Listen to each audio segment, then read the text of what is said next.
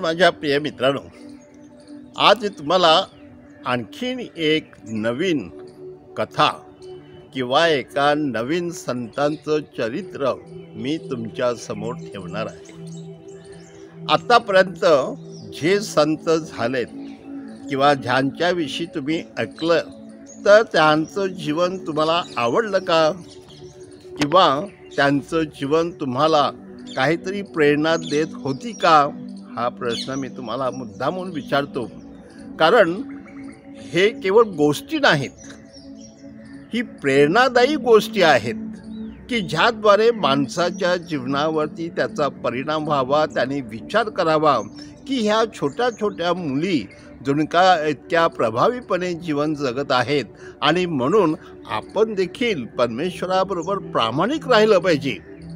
ज्या परमेश्वराला आपण आपल्या बाप्तिस्म्यामध्ये वचन दिलेलं आहे आणि ज्याने आपलं दृढीकरण केलेलं आहे, तर त्या परमेश्वराने आपल्याला निरनिराळे संस्कार देऊन आपल्यामध्ये कृपेची शक्ती वाढवलेली आहे. म्हणजे सैतानाच्या सर्व वाईट विचारावरती आपण प्रतिकार करून आपलं जीवन यशस्वी करू शकतो आणि पवित्र करू शकतो, असं जे आपल्याला हे संत दर्शवतात त्याचा आदर्श आपण नक्कीच समोर ठेवला पाहिजे आणि त्याप्रमाणे वागलं पाहिजे. म्हणजेच ह्या समाजाला खरोखर पवित्र माणसांची गरज आहे. आपण नेहमी म्हणतो साधू संत येती घरा, म्हणजेच अशा प्रकारे साधू संतांचं जीवन आपल्याला प्रेरणादायी ठरते, आपलं जीवन बदलते, आपल्या घरामध्ये शांती सुख आपल्याला मिळते. आणि म्हणून माझ्या प्रिय मित्रांनो, अशा ह्या संतांची चरित्रे आपण नुसते ऐकू नयेत, तर त्या आपण धडा घ्यावा त्यातून, आणि त्यातून आपण बारकाईने त्या ऐकून त्यातून मला काय करता येईल ह्यावरती विचार करावा. तर आज आपण संत परपेच्युआ आणि तिच्या घरामध्ये जी सेविका होती, ती सेविका म्हणजे फेलिसिटी, ह्यांच्या जीवनावरती थोडक्यात आपण विचार करणार आहोत. आता हे परपेच्युआ आणि फेलिसिटी ह्यांची नावं तुम्हाला बायबलमध्ये नव्या करारातसुद्धा पाहायला आणि वाचायला मिळतील, कारण त्या काळातील ते संत होते आणि म्हणून किंवा कार्यकर्ते होते आणि पुढे ते संत झालेत. मी अशासाठी म्हणतो की ही जी परपेच्युआ होती, ही परपेच्युआ इसवी सन 2202 साली जन्मलेली होती आणि तीसुद्धा आफ्रिकेतील कार्थेज ह्या नगरी. आणि माझ्या प्रिय मित्रांनो, त्यावेळेला ख्रिस्ती धर्म सहज पसरत होता आणि अत्यंत प्रभावीपणे पसरत होता, कारण जे काही शिष्य होते ते तन्मयतेने जीव ओतून प्रभूची सुवार्ता सांगत आणि लोकांमध्ये सुद्धा एवढ्या प्रेमाने वागत की त्यांचं जीवनच आकर्षण बनलेलं होतं आणि त्यामुळे बरेचसे लोक ख्रिस्ती व्हायला सहज तयार होत होते. म्हणजेच माझ्या प्रिय मित्रांनो, परमेश्वर हा जिवंत आहे आणि त्या परमेश्वर पित्याने आपला एकुलता एक पुत्र ह्या जगामध्ये पाठवलेला आहे.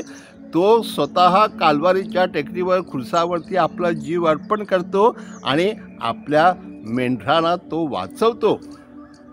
अशा प्रकारे एक वर्णन केलेलं असल्याकारणाने बरेचसे लोक आकर्षिले जात होते. आणि जरी त्यांच्या राजाने सांगितलं होतं की आपल्या देशामध्ये कोणीही ख्रिस्ती व्हायचं नाही, अशी जाहीर जणू काही सूचना केलेली होती, तरीसुद्धा लोकांनी मानलं नाही. लोक गुपचूपपणे जात असत आणि गुपचूपपणे बाप्तिस्मा घेऊन ख्रिस्ती बनत असत. आणि अशा प्रकारे आपण जर लक्षात घेतलं तर विशेषतः तरुण लोकसुद्धा त्याच्यामध्ये इतके प्रभावीमध्ये शिरत होते की त्यांना वाटत होतं ह्या धर्मामध्ये काहीतरी आकर्षण आहे, ह्या धर्मामध्ये काहीतरी आपल्याला जिवंत देव पाहायला मिळतो, ह्या धर्मामध्ये आपल्या माणसांचं जीवन परिवर्तन होते आणि आपलं जीवन बदलू शकतो. तर अशा प्रकारची एक धमक होती आणि ती त्यामुळेच साध्या स्त्रिया देखील, अशिक्षित स्त्रिया देखील त्यामध्ये एकजीव होत होत्या. आता आज आपण जे पाहत आहोत संत परपेच्युआ आणि फेलिसिटी, ह्या देखील दोन स्त्रिया आणि त्यासुद्धा आफ्रिकेतल्या, नॉर्थ आफ्रिका आपण ज्याला म्हणतो उत्तर आफ्रिका, त्या आफ्रिकेतल्या तरुण तरुणी, आणि त्यामध्ये फेलिसिता ही थोडीशी वयस्कर होता, पपीच्या थोडीशी वयस्कर होती. परंतु माझ्या प्रिय मित्रांनो, तिचं लग्न झालं होतं, तिला एक मुलगा होता, आणि पण तिला असं वाटत होतं की मला कुटुंबापेक्षा प्रभूसाठी माझं जीवन जगणे मला अत्यंत आवडेल, आणि स्वतःच्या जीवापेक्षा परमेश्वरावर प्रेम करणं अधिक आवडेल, हे जणू काही तिने मनस्वी ठरवलेलं होतं. आणि माझ्या प्रिय मित्रांनो, जणू काही तिच्या जीवनामध्ये जे काय हाल तिला सहन करायला लागत होते त्याचा तिने सुरुवातीपासूनच लिखाण ठेवलेलं होतं. म्हणजे तिच्या जीवनातील सर्व घटना लिखित असल्याकारणाने पुढे देखील दुसऱ्या लोकांना त्याचा अनुभव आला, आणि त्यांनी त्यातून प्रेरणा घेऊन आपलंही जीवन त्याप्रमाणे जगण्यासाठी प्रयत्न केलेले आहेत. माझ्या प्रिय मित्रांनो, आज आपण पाहतो की ही जी श्रद्धा आहे बघा, ही श्रद्धा ना किती महत्त्वाची आहे. म्हणजे श्रद्धा माणसाचं जीवन ठरवते की माझी श्रद्धा मी म्हणजे माझं सर्वस्व आहे, त्या श्रद्धेप्रमाणे मला जगता आलंच पाहिजे. मला कोणी विरोध करता कामा नाही, आणि विरोध केला आणि मला ठार मारलं तर चालेल, पण मी माझ्या श्रद्धेप्रमाणेच करणार. म्हणजे अशा प्रकारचा विश्वास जणू काही परपेच्युआमध्ये होता. आणि म्हणून जरी राजाने सांगितलं होतं तरी राजाला न जुमानता ते लोक ख्रिस्ती व्हायला तयार होते. ती आणि तिच्याबरोबर आणखी 5-6 लोक होते की त्यांनी देखील ख्रिस्ती धर्माचा अभ्यास करायला सुरुवात केलेली होती, ज्याला आज आपण RCIA म्हणजे rite of Christian initiation of adults, म्हणजे जे प्रौढ लोक आहेत त्यांना ख्रिस्ती धर्मात प्रवेश घेण्यासाठी जो एक वर्षभराचा काळ असतो, ज्यामध्ये ते शिक्षण अनुभव घेतात आणि आपली श्रद्धा प्रकट करतात आणि इतरांसमोर आपलं दर्शन घडवतात, तर तशा प्रकारे ही पपेच्युआ त्या प्रकारचा अभ्यास करत होती. माझ्या प्रिय मित्रांनो, एक कार्तेचा जो राजा होता त्याचं नाव होतं सेव्हरस. त्या सेव्हरसने ह्या ख्रिस्ती लोकांना सांगितलं होते किंवा अन्य लोकांना सांगितलं होतं की कोणीही ख्रिस्ती व्हायचं नाही.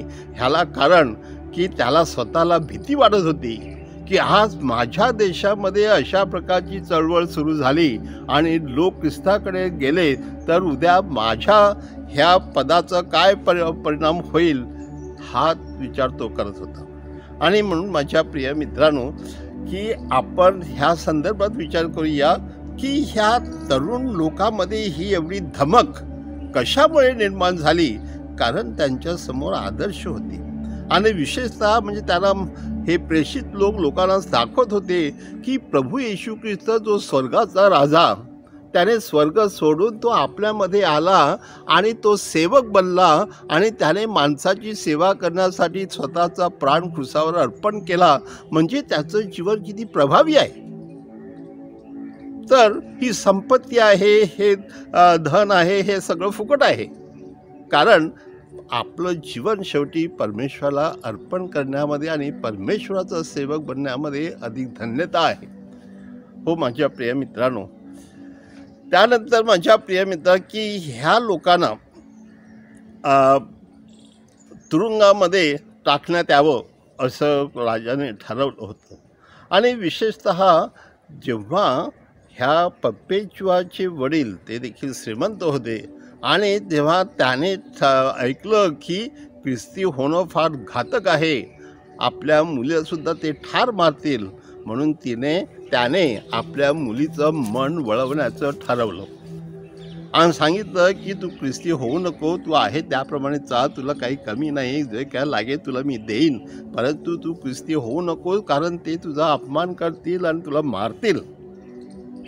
पण ती घाबरली नाही. तिने आपल्या वडिलांना सांगितलं की समजा एखाद्या कुंभाराचं मडकं असतं, ते कुंभाराचं मडकं तुम्ही कुठे न्या किंवा त्याला काहीही करा, त्याच्यावरती कितीही रंग लावले म्हणून त्या मडक्याला आपण दुसरं कोणतं नाव देतो का?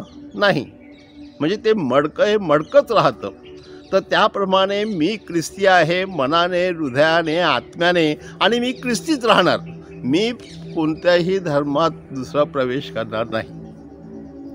आणि माझ्या प्रिय मित्रांनो, तिच्या वडिलांचं देखील तिने ऐकलं नाही आणि त्यामुळे तिला देखील मृत्यूदंडाची शिक्षा ठरली. आता ह्या वेळेला राजाने सांगितलं की ह्या सगळ्या लोकांना जे हिंस्र पशु आहेत ते हिंस्र पशूंना तुम्ही भुके ठेवा आणि नंतर त्यांच्या पिंजऱ्यामध्ये ह्यांना टाकलं की ते सगळे माणसं आहेत ते अगदी खाऊन फाडून टाकतील आणि ह्या लोकांचा नष्ट करतील. अशा प्रकारची शिक्षा त्याने ठरवली. आणि एक दिवस माझ्या प्रिय मित्रांनो, ज्याला त्या ॲम्पी थिएटर म्हणतात किंवा ज्याला आपल्यामध्ये एक स्टेडियम, त्या स्टेडियमवरती जणू काही त्या सगळ्यांना आणि ते सुद्धा रजेच्या दिवशी, आणि रजेच्या दिवशी त्या सगळ्यांना ह्या टाकावं आणि नंतर लोक बघतील आणि त्यामुळे दुसऱ्या लोकांमध्ये भीती निर्माण होईल की आपण सुद्धा धर्म बदलला तर अशा प्रकारे आपल्याला देखील ह्या भुकेल्या हिंस्र पशूच्या तोंडात घालतील आणि नष्ट करतील. म्हणून ही भीती दाखवण्यासाठी त्याने ह्या प्रकारचं नाटक ठरवलं. आणि माझ्या प्रिय बंधनो, त्या अगोदरच पुन्हा ही जी 4-5 माणसं होती त्या लोकांना त्याने त्या प्रकारची शिक्षा द्यायचं ठरवलं. मध्यंतरीच्या काळात काय झालं की हिची जी सेविका होती, तर कारण ही मालकीन होती कोण पपेच्युआ आणि फेलिसिता तिची नोकरीण होती, तर त्या नोकरीला देखील दिवस गेले होते आणि तिच्या प्रसूतीचा काळ जवळ आला होता. आणि एक दिवस तिचं बाळंतपण आलं, तर बाळंतपणाच्या दिवशी तिला देखील खूप प्रसूतीच्या वेदना झाल्या. पण त्या वेदनेच्या वेळेला माझ्या प्रियमित्र तिला ते सहन झालं नाही म्हणून जणू काही ती ओरडत होती. आणि नंतर तिला एका स्त्रीने सांगितलं की तू आता एवढी ओरडतेस, मग जेव्हा तुला त्या सिंहाच्या जाळ्यामध्ये टाकतील आणि सिंह तुला फाडून टाकेल तेव्हा तुला काय वाटेल? तेव्हा ती सांगते की त्यावेळेला प्रभू येशू ख्रिस्त माझ्यामध्ये असेल आणि मी नाही तर प्रभू येशू ख्रिस्त ते सगळं सहन करणार आहे, म्हणून मी घाबरत नाही, मरायला तयार आहे. आणि मग तिने सुद्धा काही तयारी दाखवली. पण माझ्या प्रिय मित्रांनो, एक दिवस ह्या दोन्ही लोकांना म्हणजे पपेच्युआ आणि फेलिसिता ह्यांचा शिरच्छेद करून त्यांना नष्ट करण्यात आलं आणि इतरांना हिंस्र पशूच्या त्या जाळ्यामध्ये टाकून त्यांना देखील नष्ट करण्यात आलं. पण माझ्या प्रिय मित्रांनो, ह्या दोघांचीही नावं आपण मिसामध्ये जी आभार प्रदर्शनाची प्रार्थना असते त्या आभार प्रदर्शनाच्या प्रार्थनेमध्ये सुद्धा जे अनेक संतांची काही संतांची नावं आहेत त्याच्यामध्ये पपेच्युआ आणि फेलिसिता हे नावसुद्धा आहे. म्हणजे आज देखील दर मिसावरती महत्त्वाच्या सणाच्या मिसावर ही नावं वाचली जातात. पपेच्युआ आणि फेलिसिता विशेष करून म्हणजे त्यांचं जे जीवन आहे ते इतकं प्रभावी होतं की ख्रिस्त सभा देखील त्याच्यापुढे नमस्कार करते, पोप देखील त्यांच्यापुढे नमस्कार करतात. म्हणजे माझ्या प्रिय मित्रांनो, एक आदर्श संत हे आपल्यामध्ये होऊन गेलेले आहेत आणि त्यांचं जीवन आपल्याला एक नवीन ताकद देते की ते देखील मरणाला तयार झालेले होते. आणि पहिल्या 3 शतकामध्ये जे अनेक संत जणू काय मरणाला तयार झाले होते त्याप्रमाणे आजही अनेक आपले धर्मसुद्धा जेव्हा मिशनमध्ये कार्य करतात त्यांना ते आव्हान स्वीकारायला लागते की जे काय होईल ते होईल, पण मी माझं जीवन प्रभूला समर्पित करीन. ह्या इच्छेनं जणू काय आज ख्रिस्त सभा चालत आहे. म्हणून ख्रिस्त सभा आज एवढ्या मोठ्या संख्येने फोफावलेली आहे. जगातल्या सगळ्या देशामध्ये ही ख्रिस्त सभा वाढलेली आहे, कारण ख्रिस्त सभा एक प्रेरणादायी शक्ती आहे. हे सगळे संत आपल्यासाठी प्रेरणादायी शक्ती आहे आणि त्याद्वारे आपल्याला वाटतं जीवनात काहीतरी करून दाखवावं. प्राण गेलं तरी चालेल, पण सत्य आपण सोडता कामा नये. मग सत्याला जपणारे आणि सत्यासाठी जीवन जगणारे हे लोक संत होतात. आपणही संत होऊ शकतो.